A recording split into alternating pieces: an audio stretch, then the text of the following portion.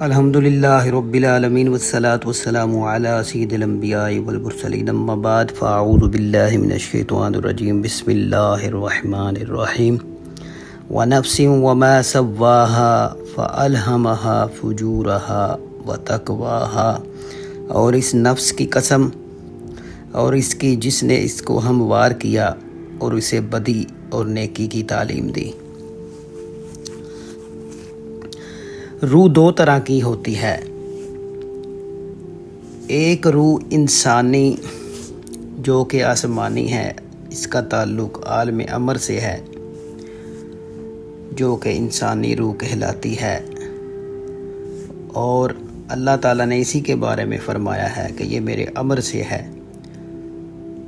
اور ایک روح ہے جسے روح حیوانی اور بشری کہتے ہیں، روح طبی کہتے ہیں، جو کہ انسانوں میں حیوانوں میں یکساں جاری و ساری ہے۔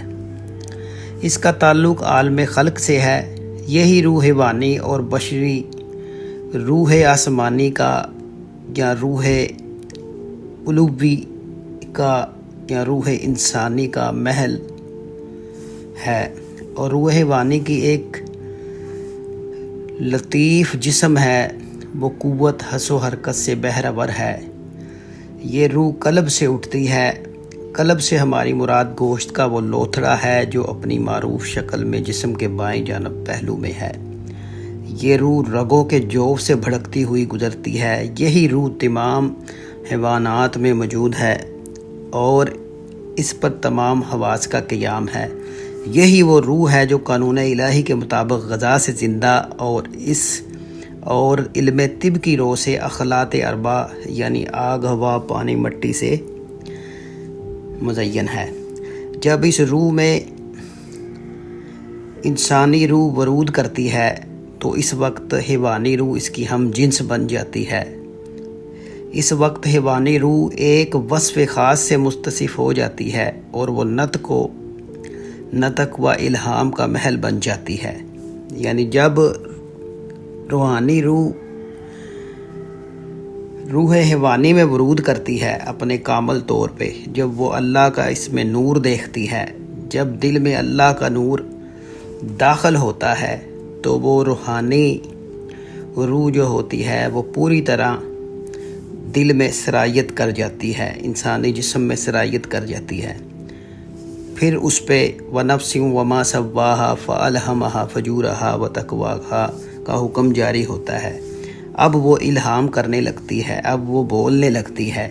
اللہ تعالیٰ نے نفس کو اس طرح ہموار اور مساوی کیا ہے کہ اس نے انسانی روح کا مورد اس کو بنایا اور اس کو تمام حیوانی ارواح کی جنس سے اس کو بالکل الگ کر دیا۔ روح حیوانی اور روح انسانی کو الگ الگ کر دیا۔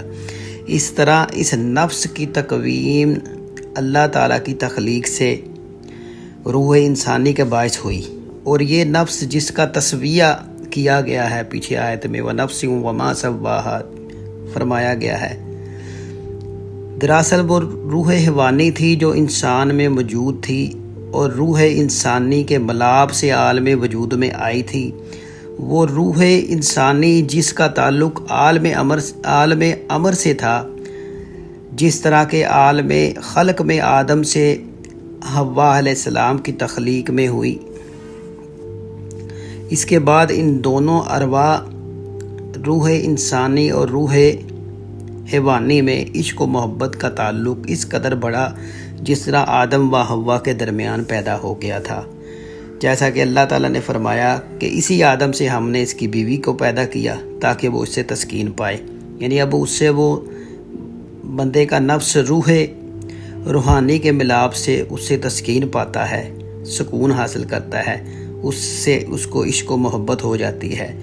اب دونوں جدا نہیں ہونے پاتے کہ اب اگر ایک دوسرے سے جدا ہو تو اب اس کو موت کا ذائقہ محسوس ہوتا ہے، یعنی موت نظر آتی ہے۔ دونوں ارواح میں انس اور عشق کا تعلق اس قدر شدید ہو گیا کہ ایک دوسرے کی جدائی انہیں موت معلوم ہوتی ہے۔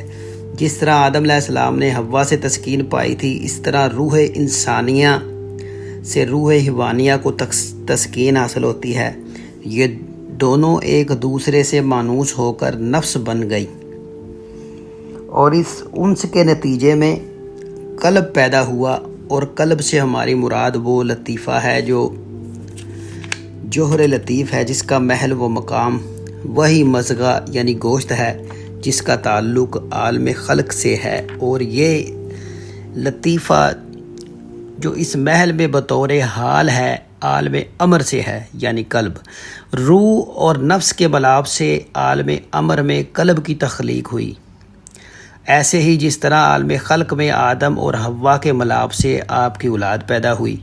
اگر اس جوڑے یعنی روح اور نفس میں جن میں ایک دوسرے کو تسکین پہنچانے کی صلاحیت نہ ہوتی اور تسکین کا ذریعہ نہ ہوتا تو قلب کی پیدائش نہیں ہوتی۔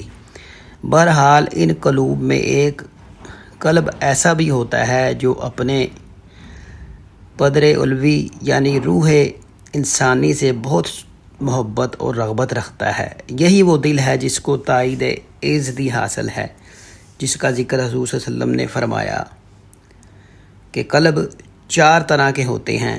ایک وہ دل ہے جو میدان کی طرح صاف ستھرا ہوتا ہے، اس میں ایک چراغ روشن اور تاباں ہے، یہ مومن کا قلب ہے۔ ایک قلب جو تاریک ہے اور ذلت سے سر جھکائے ہوئے ہے، یہ کافر کا دل ہے۔ تیسرا دل وہ ہے جو غلاف سے لپٹا ہوا ہے، اور یہ منافق کا دل ہے۔ چوتھا دل وہ ہے جو پہلو دار ہے، اس میں نفاق اور ایمان دونوں ملے ہوئے ہیں۔ اس میں ایمان کی مثال اس سبزی کی ہے جو پاکیزہ پانی سے نشو و نما پاتی ہے اور بڑھتی ہے۔ اس میں نفاق کی مثال ایسا زخم ہے جو پیپ اور زرد پانی سے مملو ہے۔ دونوں میں سے جو مادہ بھی اس پر غالب آ جاتا ہے، اسی کو اس کے مطابق سمجھا جاتا ہے۔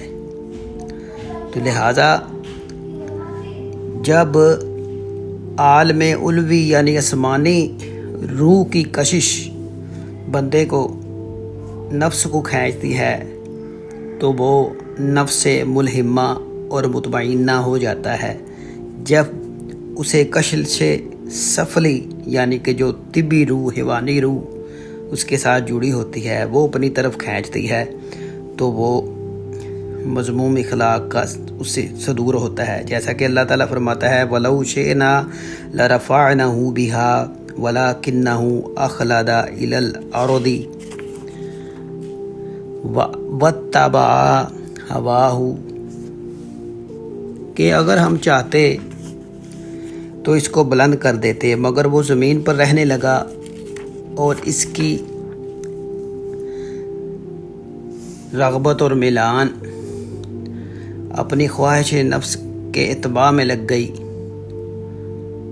تو یہی وہ رغبت اور میلان اور کھچاؤ جو نفس کی طرف ہوتا ہے روح کا، اس کی وجہ سے ہی نفس جو سا ہے نفس امارہ کہلاتا ہے کہ اس کے اندر جسمانی حرکت و حس اور جسمانی لذات و خواہشات کا غلبہ ہوتا ہے، جس کے بعد وہ مذموم اخلاق سے مزین ہو جاتا ہے۔